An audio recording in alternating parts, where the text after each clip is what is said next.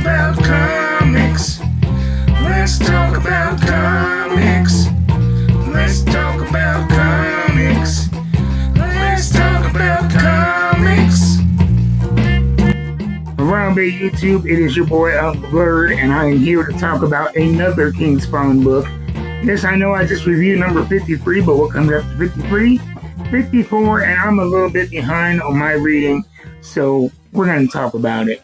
And the thing that I love the most about King Spawn is that it is not an alternate universe. It is the same Spawn universe and what's going on, but it's a different angle and different stories containing Al Simmons while we're at the current narrative. When they were in the big event, the War for the Throne of Hell, you actually got to see two parallel stories in that. And what they've been doing recently with King Spawn is almost like little one-shots from the perspective of humans that Spawn interacts with. And he is, there are more stories that are approachable one issue at a time, which I think is good for comic books, because I have only been a reader since about maybe 2019, and during that time, it seems like every book has an overarching story that you have to be in on the ground floor on. But if you go back to the 90s, 80s, even early 2000s, there were a lot more books that you could just buy one book, get a singular story, and not feel like you're missing anything.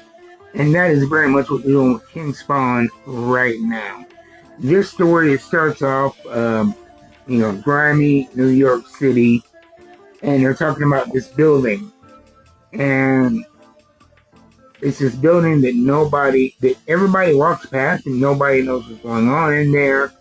They just know that you do not look up. And if you look up at the building, you're done for. And it seems like it's going to be more a story of urban decay and possibly gang violence or something like that. But what it is it's about more than urban decay. There's an actual entity in the building that is taking it over somehow, and people that look up, they literally disappear. It's not metaphorically. And so I like that, how they took something familiar and they based the monster around something there. Al Simmons, he stumbles across this place because he was thinking the same thing I was, is that it was just another bad rundown building. But when he looked into it, he found out there was so much more going on. And we meet this gentleman here, who is a human, but he was kind of the root of everything that happened. He foolishly and unknowingly let this entity into our world when he was trying to make up for a past failing and a tragedy, so to speak. I'm not going to go into it more because I would give away spoilers. And with my reviews, I want to give you enough of the story to hook you, but I don't want to ruin it for you, because that's what the joy of these books are, is in discovery, and they do a great job of it. And again, I'm going to show you another panel here of why I love King Spawn. My favorite comic book artist is Yildiray Cinar. The guy does amazing work, and he always does these big, dynamic, full-page panels.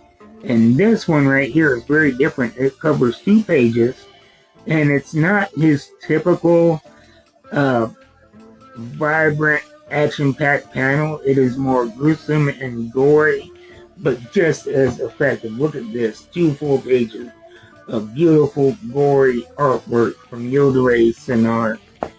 And he's the one that does the art for all of these King Spawn books. And this right here, this is more of the style of what Yildiray usually does. But you can see that he is a very versatile artist as well. It is a great story with a clever and heartbreaking twist in the end.